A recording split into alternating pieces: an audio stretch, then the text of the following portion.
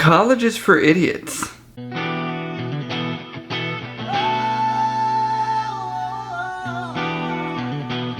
What is up, guys? You're watching Nick EMG TV for another military video for all your military video needs. As always, you can hit me up on Instagram, Snapchat, or down in the comments below if you have questions.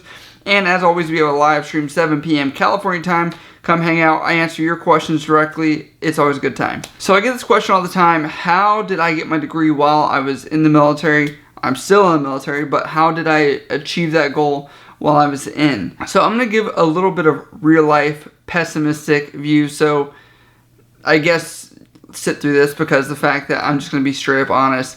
Most people that are watching this, most people in the Navy are not going to be taking college classes most of the time because it's more fun to spend money, hang out with your friends, and be off work and not feel like you have no social life. Because of that, you're realistically probably not going to go to college that much while you're in the military unless you're willing to sacrifice all your free time and fun time. So how I got my degree, I'll go through the road of what happened when I decided to work towards my degree. I had 1 year of training when I was going through boot camp, corps school, then pharmacy tech C school, and then I finally got to my first command. I reported mid-November, and I was taking classes on January 3rd of 2010. And I took English 1, English 2. And then I remember at that point, the boss I had at the time, he was like, hey man, I want to let you know, like, I don't think you can take that next class because we want you to work a night shift. And I was like, man, I just started. And so I ended up working out with a teacher where I would come on the days I could, or I would leave a little early to work that night shift. And she would still count me present, which worked really well. And I was glad she was able to work with me. But then I took a little break, and then I went to doing some online classes while I was working night shift. And I took, I think, like 5 or 6. And at that point, then I was done. I just kind of like chilled out because I wanted a break. Well, anyway, I ended up going on the Mercy. And then afterwards, I was thinking to myself, I need to get back to school. I need to finish this thing. So I get back, and they put me on a shift where I'm working from 1:30 p.m. until like 10 at night. And so at that point, I was like, this is set. So what I ended up doing was I went to the local community college here in San Diego at City College, and I went to class literally from 8 in the morning until 12:15, 12:30ish, and then I would go to work after that and eat lunch. Then after that, I went and I got transferred to Spain, so I wasn't going to be here in San Diego anymore. What ended up happening was I had got to Spain, and I was so E4, and I was like, I need to make E5, and like, I need to focus on this, that way I can at least progress in my Navy career because I was kind of behind the curve. I'd already been in like 4 years at this point, and I felt like I was a better performer than most people at that time, and I was like, I need to just make rank. I'm tired of being the E4. So I ended up studying for the exam. I told myself I was going to take a break, and I just balls to wall studied like legit every day, a couple hours every day. Ended up scoring a 76 out of 80. I'm not going to go into how the test is scored, but that's very high, 99th percentile, almost perfect score, or the highest score. So I ended up making E5. At that point, I knew the break between E5 and E6 was going to be at least 3 years. So I said, okay, I have these 3 years to finish my degree. So I just focused. I did school every single time, every month, every second I could until it was done. So it took me from around 2014 summertime until December of 2016 to finish it. And so at that point, I was done, and I got my degree. And that was with traveling, that was with all the different shifts I worked, everything else. I finished it while I was in Spain, and I did not do as much social life. So I would give some tips to you guys on how to complete your degree while you're in the military. So first off, I will say this. What I wasn't prepared to do when I was like 21 years old, 22 years old, to my own issue, I wasn't really ready to sacrifice. So I know you guys are probably 18 to 22 years old probably watching this for the most part, but just be ready to sacrifice, and it's okay to put off some social life in order to do that. And I'm going to get into that because a lot of people are like, oh, well, I'm going to get out so I can go join this school or go do that, and then that way I don't have to worry about all the work stuff and I can just focus on school. Chances of that happening, I would say, are very slim. You're used to a certain level of lifestyle already, and if you did that, you would go back to like living at home with your parents, and just doing the bare minimum, which most people don't want to do because you've already achieved up here and while you're in the military. Going back down is very difficult, and it'd be a little gut check. If you would be willing to get out and do that, that'd be something to consider. 2 is planning. If you're not ready to plan it out, then it's not going to work out for you. So I'll give you my example. What worked for me was I had every class I could register as soon as possible registered, and I ordered every book for it. So that way, when the class came up, there was no issues besides just doing the class. And so I found that much easier, less stress to think about when I was doing it. And I was able to have like a clear-cut goal on what I wanted.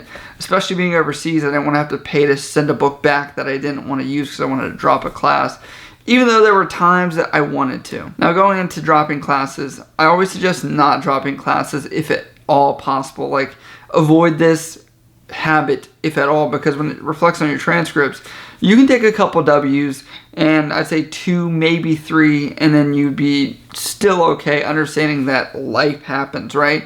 But I suggest not taking W's because it shows that you're willing to give up at certain points if things aren't going your way. And usually the classes aren't going to get too much easier. I mean, instructors can have some variance in how easy a course is, but do not take a W if you don't have to. I highly suggest it. Next is how you're going to fund this thing. So a lot of times people are going to use tuition assistance through the Navy to do it. That is a long process. I'll give you a heads up.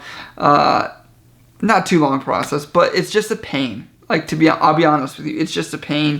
You have to score 50 on this. You have to pass fitness tests, and you have to route this through your chain of command, which takes weeks at that point. I wish it went a little faster, smoother.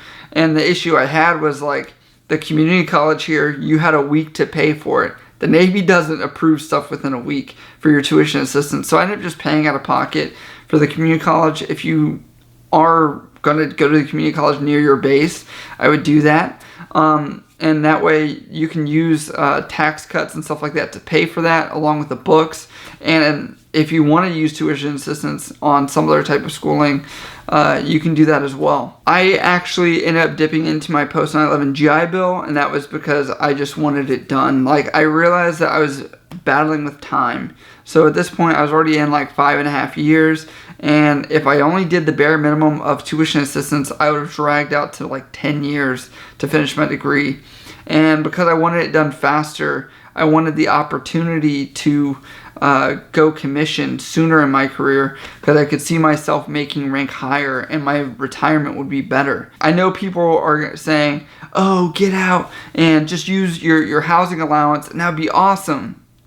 It's not really that awesome in the sense that, like, for example, if you took a December break for school, which most schools are going to take like a month off, you're not getting paid your housing allowance for that entire month during the holidays.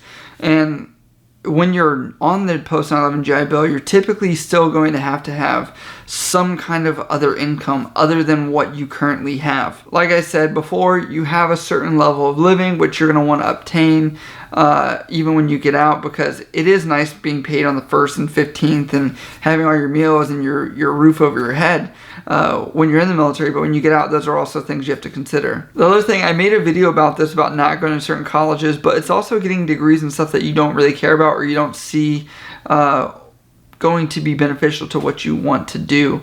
And I say that because you need to understand your goal, and that's why I said planning is going to be one of the biggest things that you guys need to worry about, especially if you're transitioning to get out. Another thing that most people don't think about when they join the military is if you're E1, E2, E3, you likely don't make enough money to pay for school. You can actually still use FAFSA to pay for school, and I knew people that had money left over from what they were paying for, and so they actually made money by going to school. So if that's an option for you guys that are going to be E1, E2, E3, that's something to consider. Also, getting your degree while you're in the military is going to help. Also with evaluations, it's going to show a lot about your character for that. Also, if you have a degree, there's points towards advancement, and if you're going up for chief or you're going to be that late in your career, that's going to set you apart big time because they're expecting that out of people. So even if you're enlisted, that doesn't mean that you get out of having a degree at some point in your career,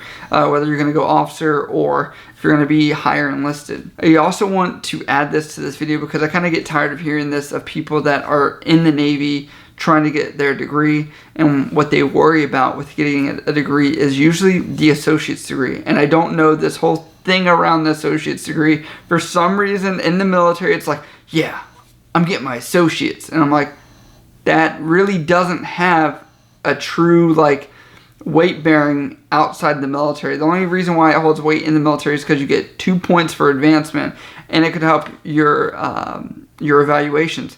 So I just want to say that if you're joining, do not have your goal to be a associate's degree. Think long term, realistic. You need more than associates.